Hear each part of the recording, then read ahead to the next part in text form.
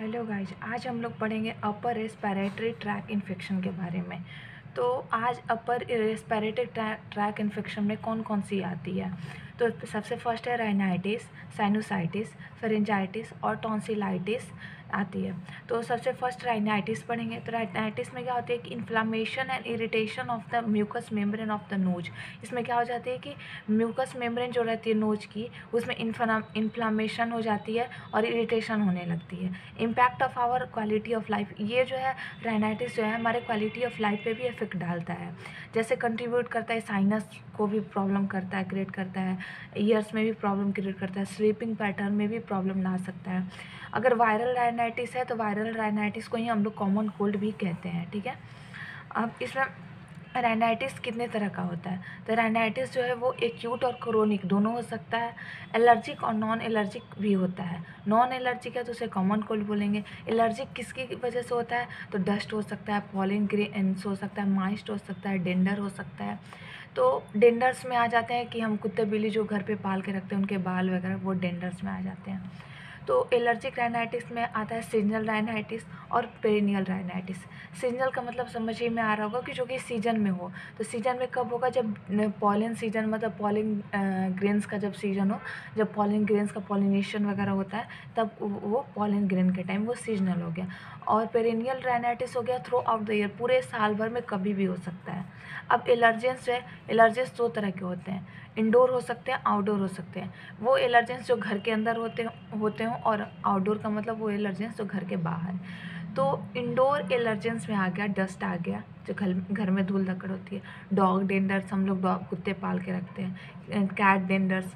Cockroach droppings हो गया, malts हो गया। और अगर आउटडोर्स में लेते हैं तो पॉल्यूटेंट्स वगैरह हो गया, पॉलेंस हो गया, डस्ट हो गया, ये सारी चीज़ आउटडोर में आ जाती है। अब इसका रिस्क फैक्टर क्या है, राइनाइटिस मतलब किन किन वजह से होती है, ठीक है। तो रिस्क फैक्टर में आ गया कि change in temperature and humidity. अगर अचानक से टेम्परेचर और ह्यूमिडिटी में चेंज कर, अक्सर कॉमन कोल्ड कब होता है, जब ठंडे से गर्म होती है, गर्म से ठंडी होती है, सीजन जब चेंज करती है, तो अचानक टेम्परेचर और ह्यूमिडिटी में चेंज हो जाए। इन किसी तरह का वायरल इन्फेक्शन वगैरह हो जाए, मतलब अपर ट्रैकल इन्फेक्शन हो जाए। एज इफ़ेक्ट डालती है। एज का मतलब हो गया कि हमारा एज जैसे ओल्ड एज है उसमें, या फिर उससे कम छोटे बच्चों में हो सकती है। सिस्टेमिक डिजीज कोई है तो ओवर काउंटर द मेडिसिन, अगर हम कोई over counter the medicine use करते हैं, इसका मतलब होगा कि नॉन प्रिस्क्राइब्ड मेडिसिन को ही ओवर काउंटर द मेडिसिन बोलते हैं। अगर हम लोग over counter the medicine use करते हैं तो भी ये चीज़ें हो सकती है। Presence of foreign body allergens, अगर किसी तरह का हमारे शरीर के अंदर फॉरेन बॉडी अपर ट्राइकल एरिया में, या फिर कोई एलर्जेंस पार्टिकल है, तो भी ये चीज़ें हो सकती है। अब हम लोग पढ़ते हैं इससे कई बार क्या चीज़ होती है कि मेडिकेशन की वजह से भी राइनाइटिस होती है। अगर हम पेनिसिलिन ले रहे हैं, सल्फा मेडिकेशन ले रहे हैं, एस्पिरिन ले रहे हैं, तो उससे भी राइनाइटिस होती है, ठीक है। पैथोफिजियोलॉजी, पैथोफिजियोलॉजी का मतलब होता है कि ये अब हमारे शरीर में कैसे कैसे होता है, मतलब ये हमारे शरीर में कैसे होता है। बाई एक्सपोजर ऑफ एलर्जेंस, जैसे हमारे शरीर में एक्सपोजर हुआ एलर्जेंस का, mucous membrane lining and the nasal passage become inflamed. और क्या होगा उस, अब क्या होता है कि एलर्जेंस जब ज़्यादा था, हमारा बॉडी रिएक्ट करता है, उसको प्रिवेंट करता है, उससे बचाता है। तो बचाने के लिए वो क्या करेगा सॉरी तो इन्फ्लामेशन उसमें हो जाएगी, कंजशन हो जाएगी, इडिमा हो जाएगी, और उसको क्या करेगा कि वो एलर्जेंस जो भी गया हुआ है तो वो चाहेगा कि एलर्जेंस को बाहर निकालें। एलर्जेंस को बाहर निकालने के लिए वो क्या करेगा कि ज़्यादा से ज़्यादा म्यूकस प्रोड्यूस करेगा, क्योंकि म्यूकस में ही हमारा जो भी एलर्जेंस होता है वो ट्रैप होगा, ठीक है। तो वो चाहेगा कि ज़्यादा से ज़्यादा हम म्यूकस रिलीज करें, तो उसकी वजह से क्या हो जाएगा, म्यूकस का साइज बढ़ जाएगा। म्यूकस में ग्लैंड जो भी है वहाँ पे म्यूकस जो रिलीज करते हैं सेल्स, उनकी साइज बढ़ जाएगी, तो वहाँ कॉन्के हो जाएगी, इन्फ्लामेशन हो जाती है। तो साइनस और इन्फ्लामेशन, अगर म्यूकस मेम्ब्रेन में इन्फ्लामेशन हो जाती है तो साइनस को ब्लॉक कर देती है, ठीक है। वो साइनस को ओपनिंग को ब्लॉक कर दी, म्यूकस डिस्चार्ज उस एरिया में बहुत ज़्यादा हो जाएगा, ठीक है।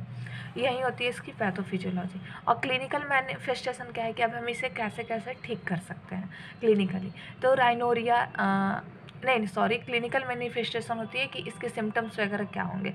राइनोरिया होगी, नेचुरल डिस्चार्ज, रनिंग नोज होगा, नाक का बहना वगैरह, नेजल कंजेशन हो जाएगी, नेजल जैसा लगेगा कि नाक में कुछ मतलब कंजेस्टेड है, नेजल डिस्चार्ज होगी, स्नीजिंग होगा, हेडेक होगा, प्रूराइटिस का मतलब होता है इरिटेशन, नाक वगैरह में इरिटेशन होने लगती है।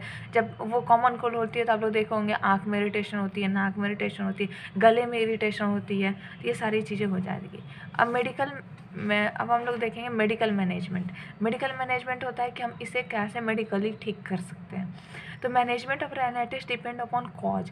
ये क्या है कि एक तरीके का वायरल भी होती है और बैक्टीरियल भी। अगर वायरल है तो उसकी तो कोई एंटीबायोटिक होती नहीं है, तो इसका मेनली हम लोग कॉज पे काम करते हैं कि मतलब इसके कारण क्या है। अगर मान लेते हैं कि हम हिस्ट्री और फिजिकल एग्जामिनेशन से पता करेंगे तो इसका कॉज मान लेते हैं कि एलर्जिक होगा तो हम एंटी हिस्टामिन वगैरह देंगे, ठीक है।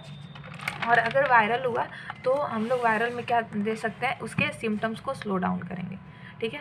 तो अगर वायरल राइनाइटिस हुआ तो हम medication to relieve the symptoms, उसके सिम्टम्स को रिलीव करने की कोशिश करेंगे। और एलर्जेंस के थ्रू हुआ तो इम्यूनाइजेशन, उसको मतलब कॉर्टिकोस्टेरॉइड या फिर एंटी हिस्टामिन देंगे, ठीक है, एंटी हिस्टामिन देंगे ये चीज़। और फार्माकोलॉजी थेरेपी, अब इसमें हम कौन कौन सी मेडिसिन चलाते हैं, तो एंटी हिस्टामिन दे सकते हैं, कॉर्टिकोस्टेरॉइड दे सकते हैं। एंटी हिस्टामिन में ब्रोमोफेरिनामाइन, स्यूडोफेरिडीन, ये डिमैप्टिव जो बोलते हैं वो दे सकते हैं। क्रोमाइलॉन क्या करता है कि मास्ट सेल स्टेबलाइजर हो जाता है।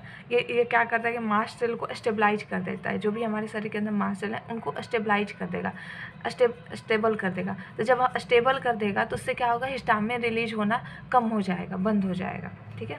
अब हम लोग जैसा कि नर्सिंग स्टूडेंट हैं तो nursing management must be necessary for us, ठीक है। तो हम इसमें नर्सिंग मैनेजमेंट क्या कर सकते हैं, एवॉइड एंड अब जैसे हम लोग देखें कि ये इसमें एलर्जी की वजह से होता है, तो हम एक्सपोजर जो भी एलर्जेंस हैं, मान लेते हैं कि हमको धूल धक्कड़ या फिर तो उससे हम बचेंगे, डस्ट पॉलन मिस्ट जो भी एलर्जेंस है उससे हम उसके एक्सपोजर से हम लोग बचेंगे।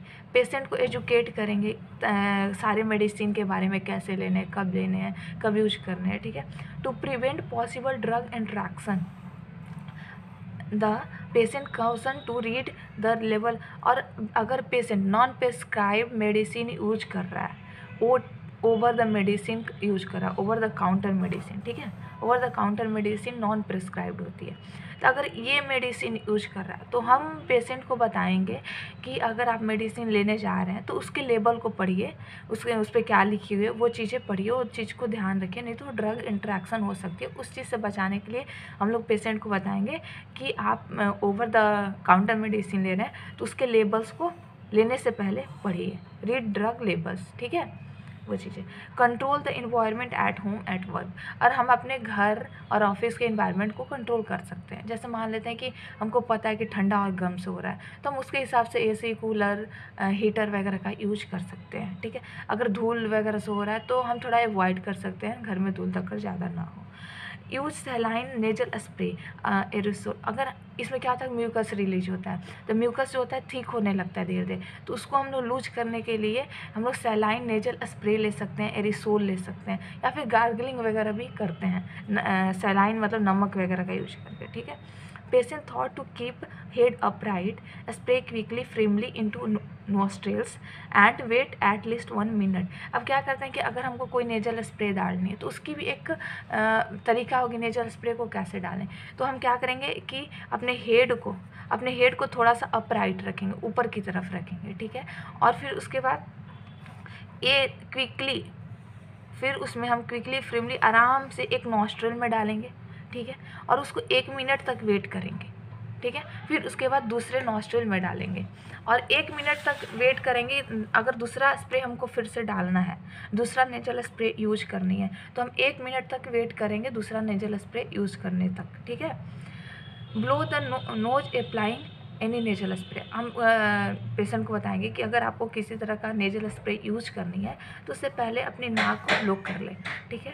कंटेनर क्लीन, और जो भी हम कंटेनर लिए हुए हैं नेजल स्प्रे के लिए यूज करने के बाद उसको क्लीन कर दें ताकि हम क्रॉस इन्फेक्शन से बच सकें। Thank you.